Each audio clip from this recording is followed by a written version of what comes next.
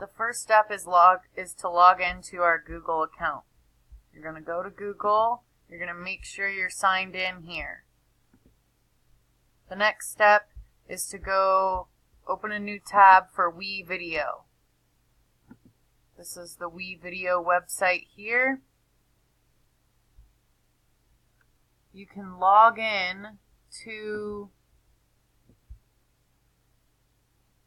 your Google account through the WeVideo. I'm already logged in, but over here you'll see a login tab and you'll just click login with Google.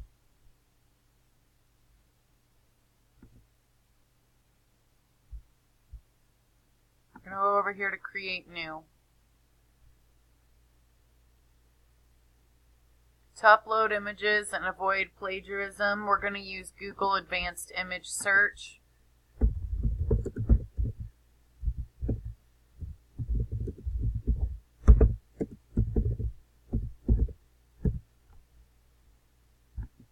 Okay. You're going to scroll down here to make sure that your usage rights is highlighted on free to use or share. That means you can use or share any of the pictures. We're going to search a few, like for example, since Shade's Children's Hideout is an abandoned submarine, we're going to search abandoned submarine. We're going to pick the one we think is awesome.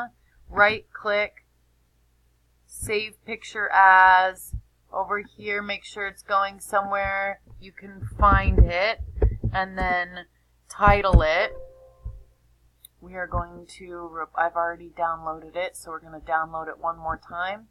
And then to add it to your media in WeVideo, you go back to WeVideo, into your media section. You're going to import, okay? Browse to select, over to pictures, and then type in abandoned submarine or whatever you saved your picture as. It's important to choose pictures that make sense for your book. You're not going to upload a bunch of pictures of Teletubbies for a book that takes place in a post-apocalyptic setting.